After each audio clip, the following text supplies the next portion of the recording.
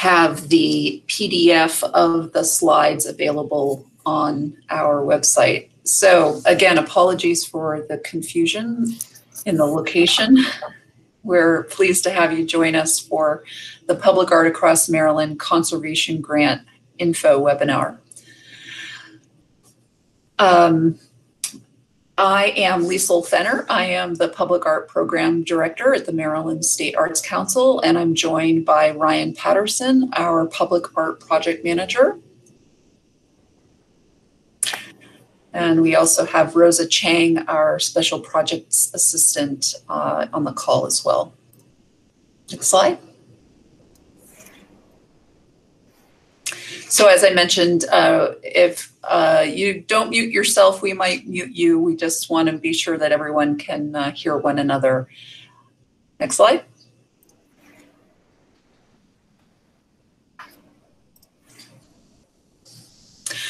This was the slide. This is at the bottom of your screen. When you slide your cursor down, you'll see the icon for the microphone. You can just click yourself on and off. You can turn your video on and off. And next slide. Feel free to put a question or comment in the chat box in the upper right. Next. You can also see who's participating in the call by clicking on the People button. Looks like we have 16 folks in the call today. Next.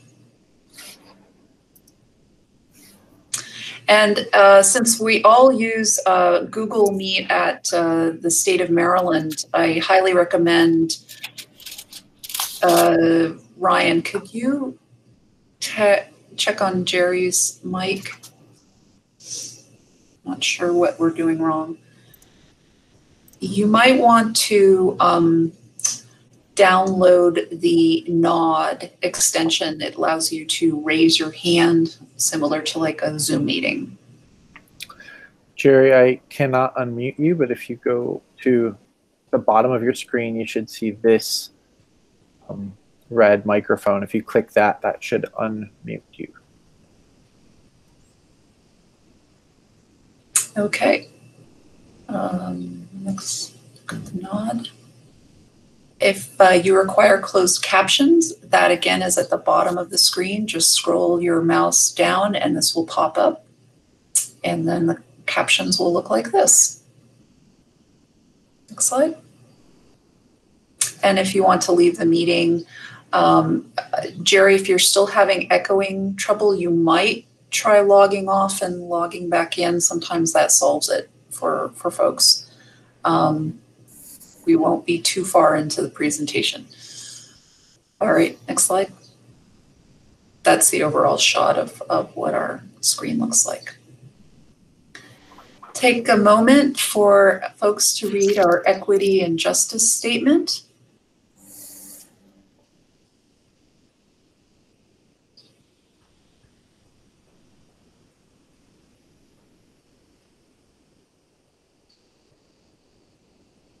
Next slide. And this is our vision and mission statement.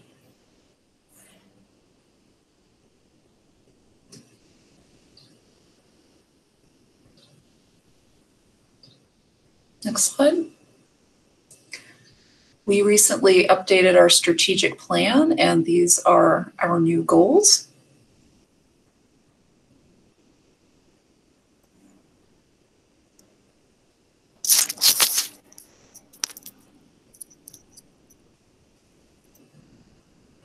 And just so folks know, the intentional support is embraced by this new program. The Conservation Grant just debuted July 1st as part of our new fiscal year. Next slide. So today we'll be discussing the Conservation Grant.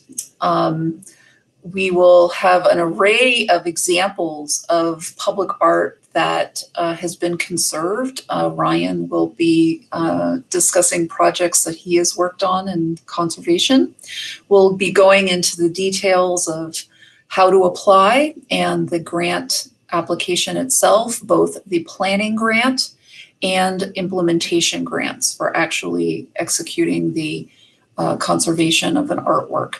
And we'll go over the deadlines and the smart, simple, how to apply. And we'll definitely have time for questions and answers. Next slide. I'll turn it over to you, Ryan.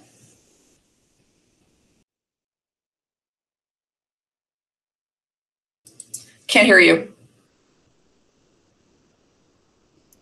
Take two. Okay. Hi, we are really excited to be able to offer this grant for conservation. We know we've worked with lots of wonderful artists and local governments all across the state to create public art, but we know the need for conservation is very, very high. The purpose of this grant is to support the conservation and preservation of the existing artworks in Maryland, but it will also include the ability to bring artworks into Maryland if that's a goal.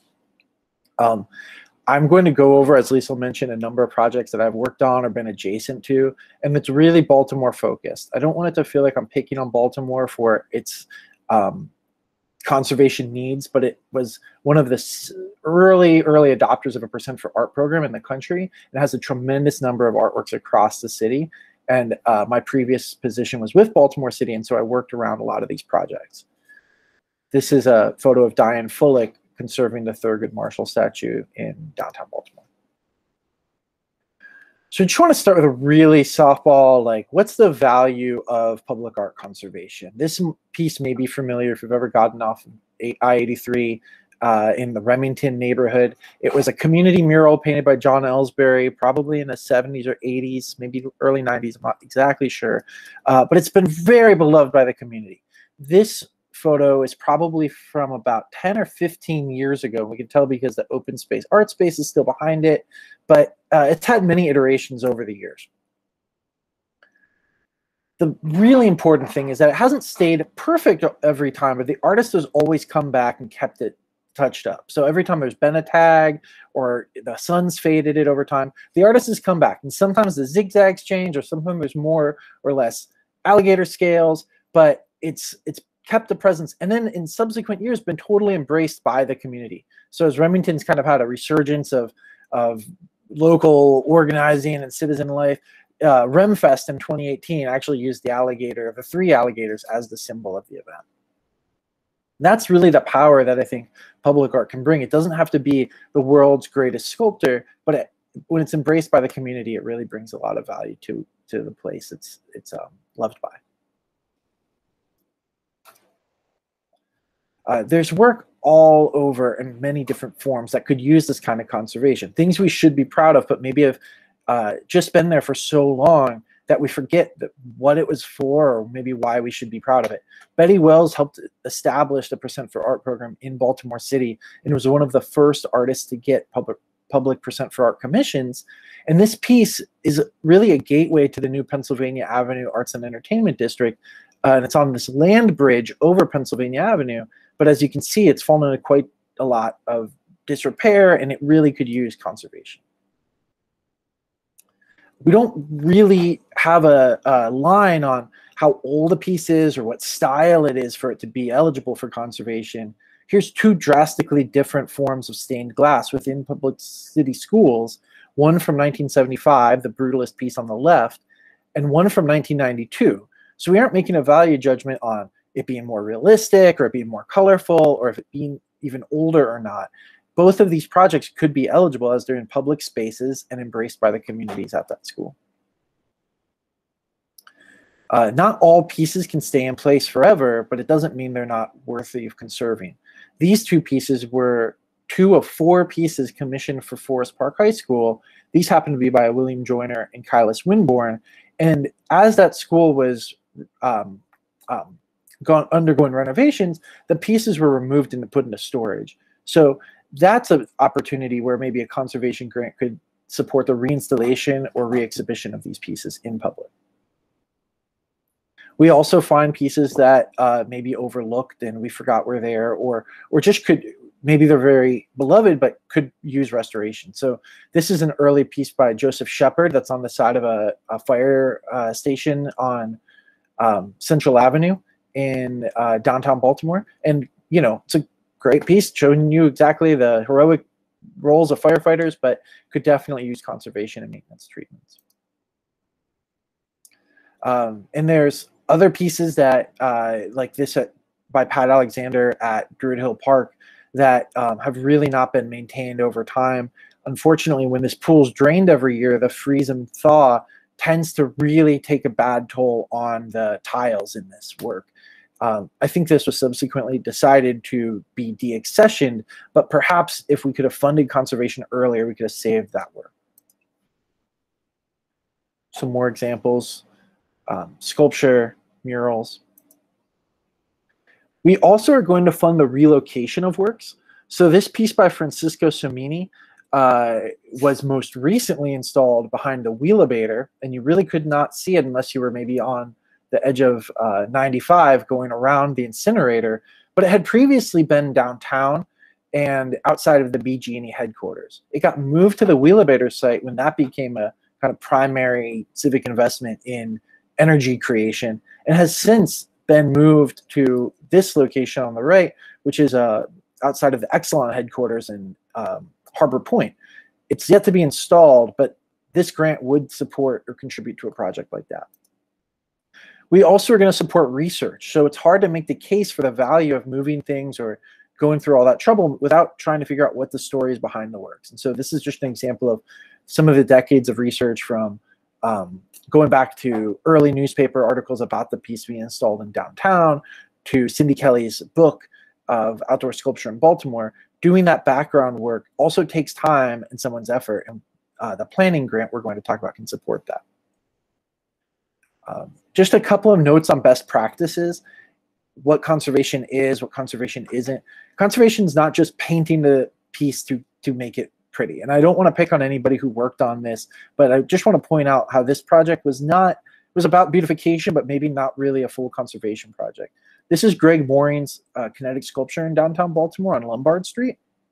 And as you can see in this photo, it's quite rusty. The paint's very faded.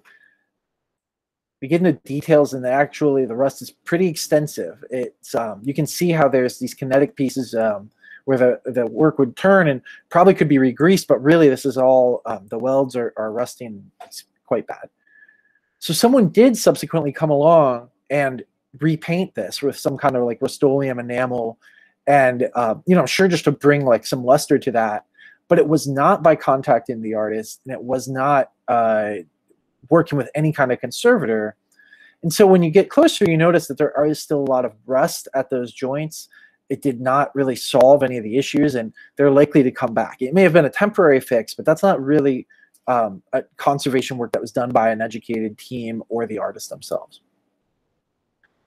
But some examples of how those work out when you do them well are Tom Miller's Jerry Hill mural that was restored by the Baltimore Office of Promotion in the Arts with the assistance of Mural Masters as the lead artist. Sean James, who is with Mural Masters, was a student and a huge fan of Tom Miller's, and actually had some of the original sketches for this work. So he could reference that. He also knew the type of paint that Tom Miller preferred to use, and the way he got his lines.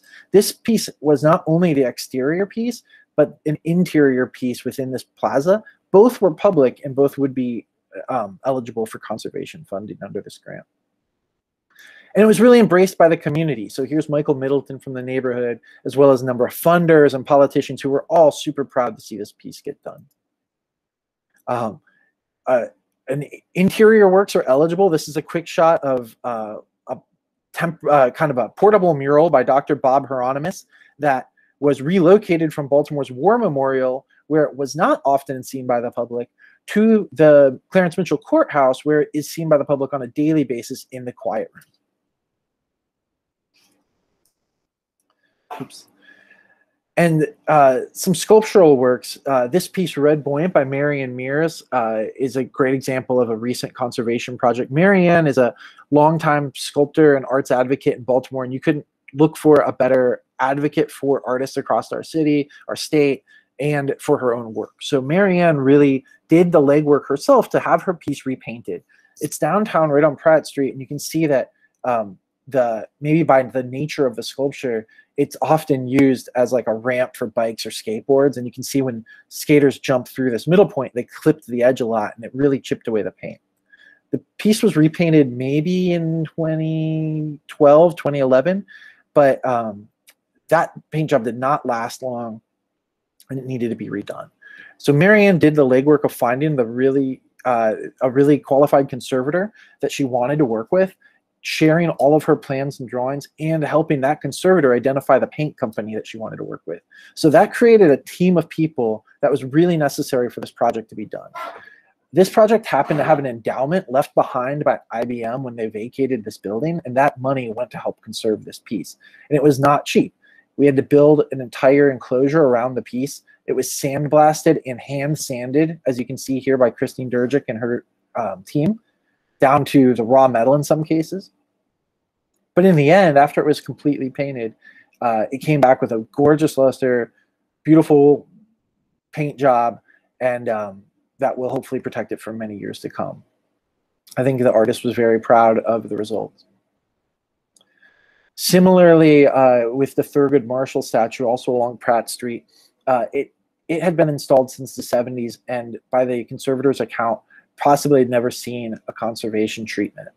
This was, you know, a big oversight, I think, by the city, but also it really became a glaring issue as monuments were taken down. It really became important to preserve what was left and kept up. So conservator Diane Fullek cleaned the sculpture completely and then re-waxed it with the assistance of Howard Wellman, who's another conservator in our state. This kind of professional level treatment is the opposite of that, you know, paint it with some enamel. This is the kind of training, this type of work takes high training and knowledge of how to work with the materials, and is best performed by a professional conservation team. And the impact was huge. This is just a quiet moment between the conservators and local Baltimore resident who also happens to be the administrative judge for this courthouse. Thanks, Ryan. It's great to see all those amazing examples. I hope that inspires many of the attendees on the call today. So let's get into the details of the grant itself and who can apply. It's open primarily to organizations. Our other Public Art Across Maryland grant, the New Artworks, does allow artists to apply. If you are an artist that is interested in having your work conserved, you will need to partner with an organization. And these are the lists of eligible organizations. Next slide.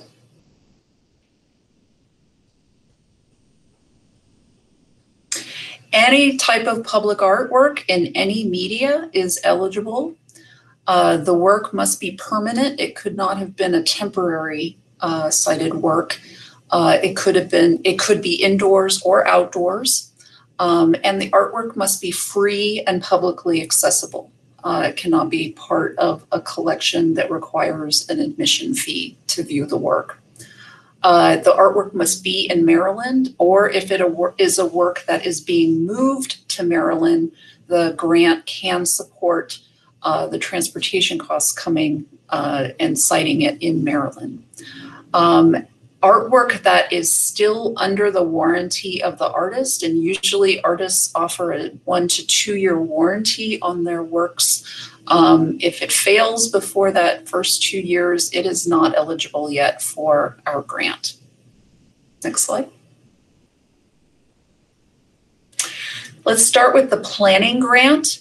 You can request up to $5,000, and this can support the administrative time for just managing the assessment of what the sculpture requires to be conserved. Consultant fees, we will expect you to work with a professional conservator, hopefully the artist, if the artist is alive, the structural engineer perhaps, if there's need for new footings or structural components. Sometimes you might want to bring in a material specialist, and perhaps a historian that's familiar with the work. We do want this work to come, the conservation to come from a community engagement process. We expect community meetings, whether that be virtual, of course, since we're in a pandemic right now, any types of educational programming that can happen around the sculpture, and as well as any information or marketing materials that need to be made available. The fund can also support the planning for collections management, and that could be looking at a consultant to help you assess your collection, creating an inventory, establishing a collections database, and perhaps subscribing to software, collections management software. We have included the link here to the, sorry, can you go back a minute? The American Institute for Conservation, and professional conservators are listed, and you can actually do a search from your locale, from your zip code. Typically for public art, you select objects. They have all different types of artwork conservation, and typically public art is categorized as object. Next slide. These are the questions. It's very straightforward for the planning grant. Why is this artwork prioritized in your community? What is its historic significance to the community? Cultural relevance to now and why it's being conserved?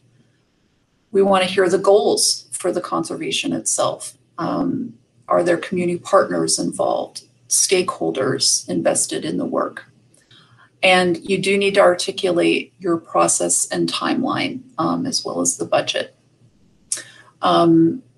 We would like to see photos of what the work looks like, to see the deterioration and the need through your photos, as well as the map of the location where it's sited. Next slide.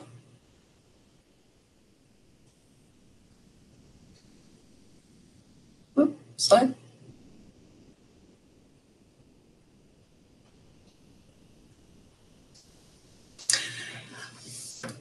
Then we also have the implementation grant. So after you have completed your planning grant, you can come back to us with your conservation assessment plan, and all of what is in the plan is ready to submit for an implementation grant to actually conserve the work. These grants are up to $50,000 and there is no match required. Again, we mentioned that you can relocate the public artwork within Maryland, or perhaps it's coming from somewhere else. Again, this can support the activities that actually preserve the work. Examples are just like cleaning, waxing, coating, many of what activities that Ryan just cited in the examples that he presented. We understand that the artwork might actually require structural work to help keep it standing up. Perhaps it needs a new base or new footing. That completely can be supported. And that might also require landscape improvements. There are cases, maybe there's water draining into and around the sculpture or artwork. And so landscape site improvements can be made. Some artwork may not have been lit, and we'd like to highlight and celebrate this public art in the landscape. And perhaps if it is lit, it doesn't have energy conscious lighting. And so that is eligible for conservation funding. Now more than ever, interpretive signage is extremely important for all public artwork. And we want to support a writer, signage designer, the fabrication for signage in highlighting the great piece that you're conserving. Next slide.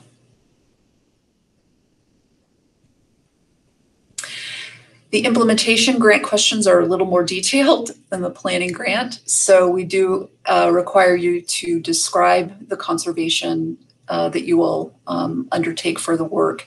And again, this will have come through your planning process, that a planning assessment will articulate this through the planning conservator that you've, artwork conservator that you've hired.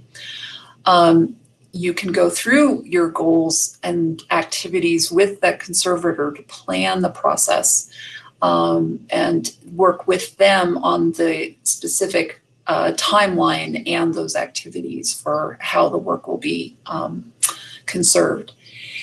If they have a team, we want to hear everyone who's participating. Again, we would like to see if the artist is still alive, that they can participate in the process. Perhaps there is a gallerist that still represents the artist, or the estate of the artist that could be involved. If no one can be involved from the artist or estate, just please let us know that an attempt was made to include the artist. Artists want to be involved in the preservation of their work for its longevity, and this is important in the final conservation of the piece. And then we expect you to also have permission from the owner. Perhaps the artwork is sited on city property. We want to know that the city supports the conservation of this artwork. Next slide. You have to include some attachments, again, including the budget. This is, you're requesting $50,000. We do expect detail in how you will be allocating those funds. We do expect detail in the photos of what is to be conserved. Again, looking at perhaps future finishes, if you're redoing the patina, what the possibility for what that could look like. And any professional conservator should be providing a conservation assessment report. We also have the opportunity for you to include any plans or drawings. Again, if there are structural components that we mentioned, we just want to check that you've covered all bases. We want to note here that in your contract with your conservator, you should include the scope of work should include the submission of a maintenance plan. When you finish the conservation work on your public artwork, the conservator should provide a proposed maintenance plan for how the work could continue to be maintained over time, so it doesn't require further conservation funds, that it stays maintained. This is the scoring rubric. I'm not going to go into each of the details, but you can see that for each question that we just reviewed, it's very clear how you will be scored by the grant panelists. Ryan and I do not score the grants. It is outside panelists who have applied to be panelists for the conservation grant. And each of the questions are outlined with the specific rubric rating score. These are all in the guidelines that you can download from our website.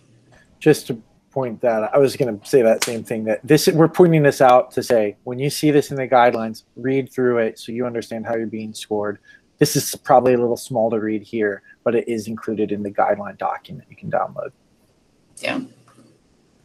And the implementation rubric as well.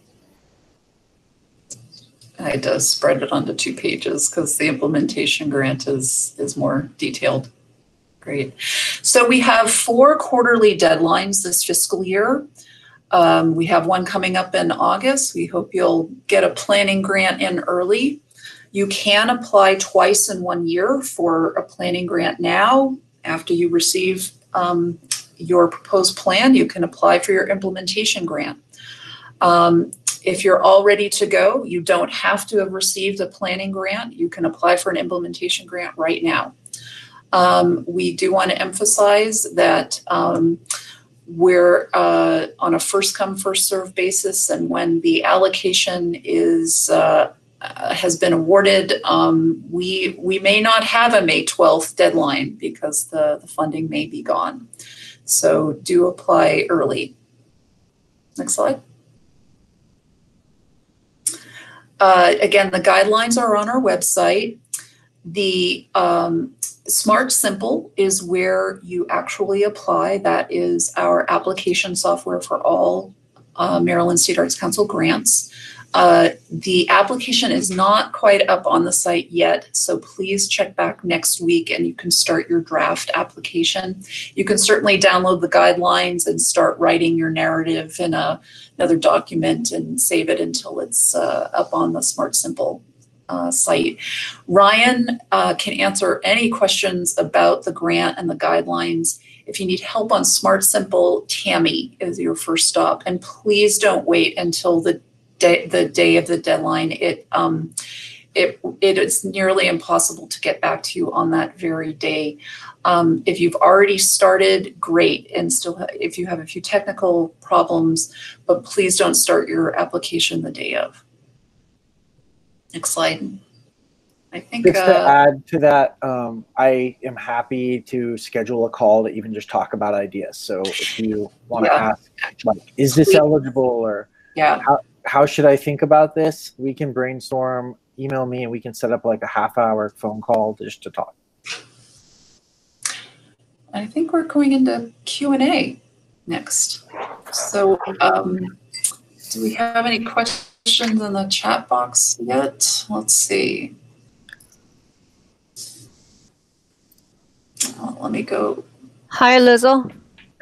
Yeah. Yeah. Can you answer the Jerry's question first? It's on the chat box. Sure. Ryan, has the state set forth any criteria that would guarantee that a work of art will stand up to a specific time, like using appropriate gauge steel or employing galvanized steel?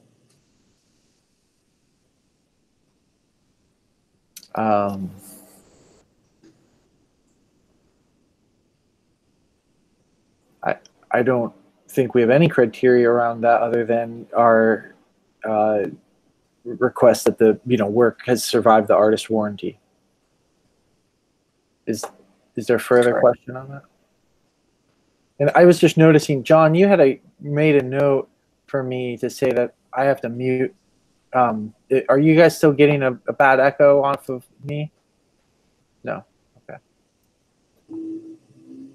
No, we do not have criteria on specific material guidelines. We hope that the artist in conversation with a conservator will be utilizing the most current conservation techniques and products for the needs of that particular sculpture, or excuse me, public artwork. Jerry, I notice you're shaking your head. We can't hear you, but if you want to write, we can.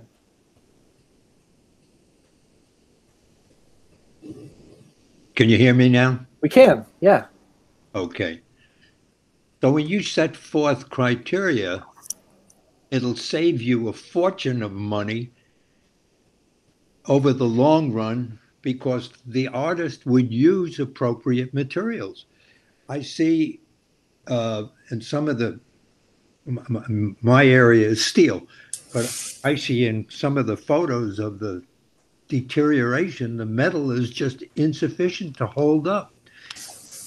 Commercially, foundries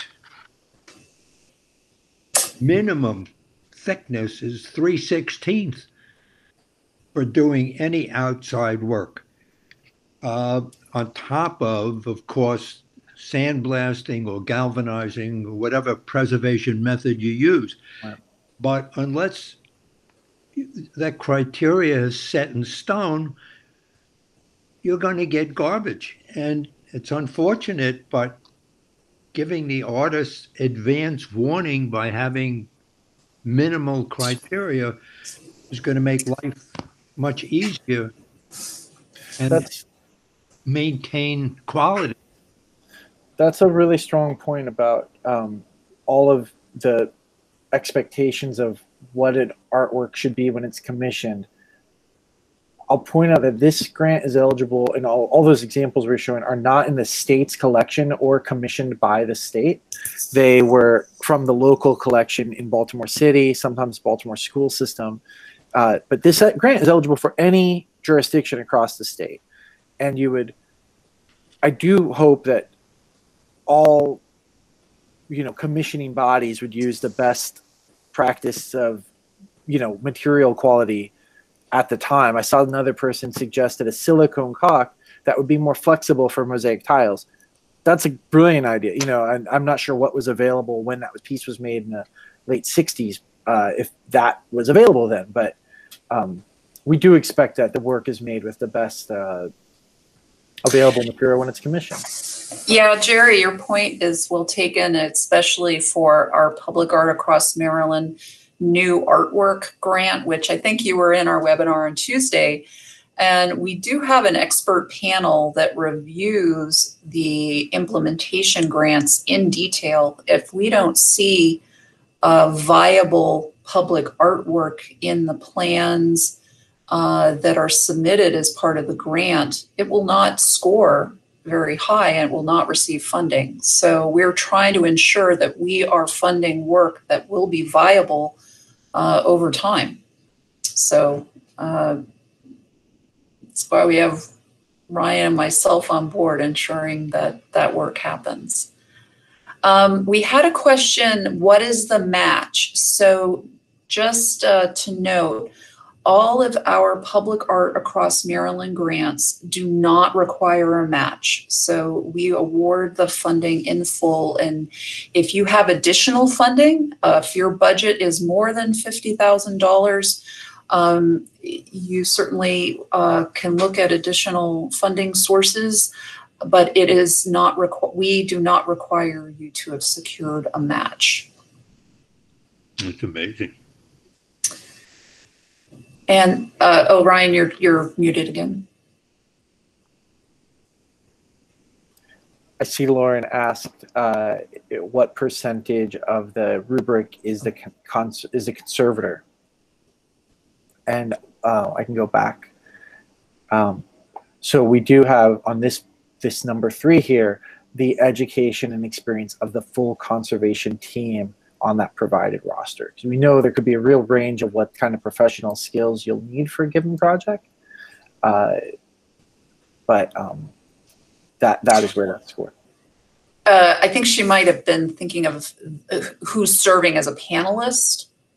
Yes, thanks. We do have experienced professionals with conservation experience on the panel team.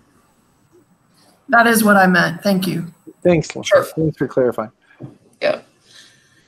And John Shrep. Oh, I'm sorry, Lauren. Did you have a little additional question there? I did. I'm sorry. Since I butted in there, I'm wondering what is the deadline for completing the conservation treatment of a project if the grant is awarded? It's a great question. We typically allow 18 months to 2 years. We understand this work takes time. Especially we want to make sure that it's coming from a community process. So you tell us what your schedule is. Okay, thank you.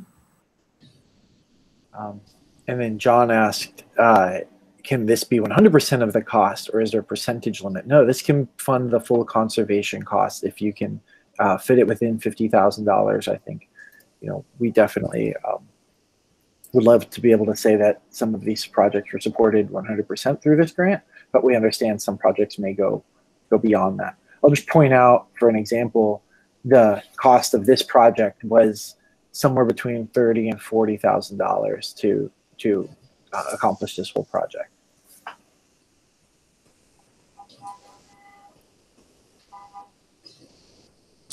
If there are other questions, feel free to unmute folks who Haven't had a chance?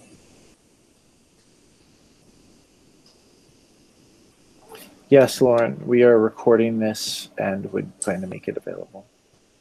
It will be up on our website.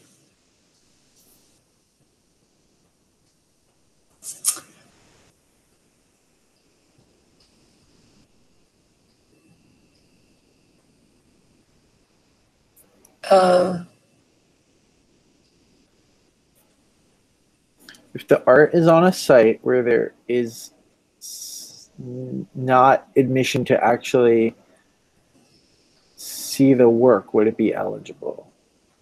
Linda, would you mind giving us a more specific example? Could you unmute? Sure.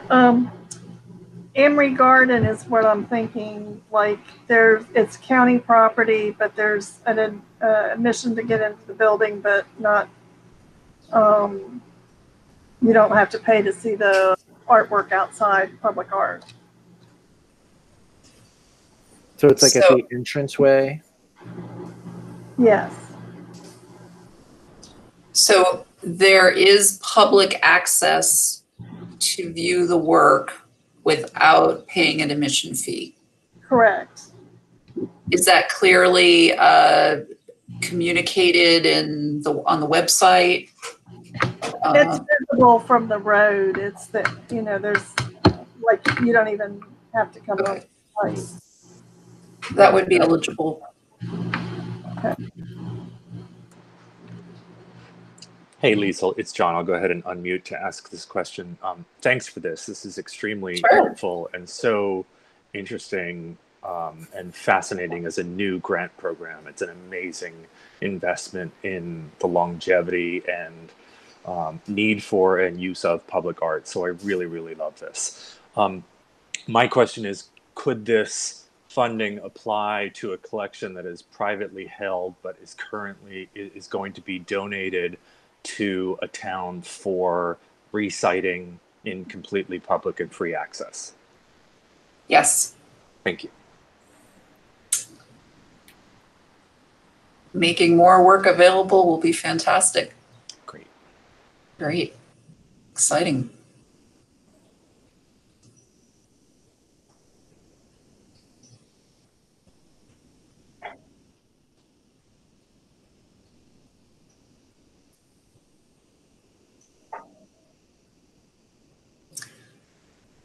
And like Ryan said, we are happy to field your questions after this session. Ryan, could you put your email in the chat? Maybe people can copy paste if they need to reach you. It's great if you have photos because it's a little difficult meeting in person these days, although if it's outdoors, socially distanced, we can certainly perhaps meet on site. But we really look forward to seeing your planning ideas, or perhaps you're ready to go straight into implementation, and we're here to help support that.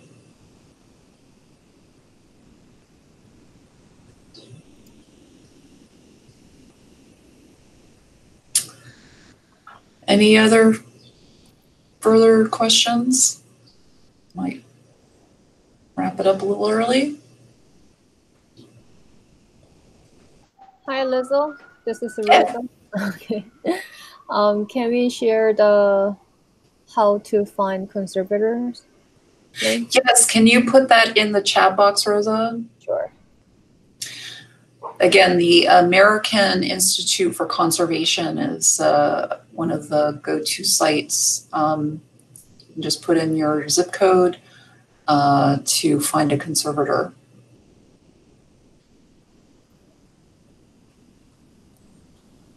Ryan, any other follow-up from you? No, I think if no one else has any questions, that can be it. And again, I'm very available and happy to take a call. I understand it might be may not be immediately clear like what kind of a team you need to assemble or how to approach a specific project, or also if you know artists who are always looking for their work to be conserved, please pass this opportunity along. We want artists to know that even if they can't apply directly, that they should be advocating for the preservation of their work. We're glad to offer this opportunity. I think we have one more slide promoting our other Envision webinars. It's on our website under virtual events. So do check out our offerings over the summer, and they're continuing into the fall. All right, thanks for taking the time this afternoon. We really appreciate your patience as the meeting got started. And again, this will be available on our website and the PDF of the slides. Thank you both so much. Thanks. Thanks, John. Thank you.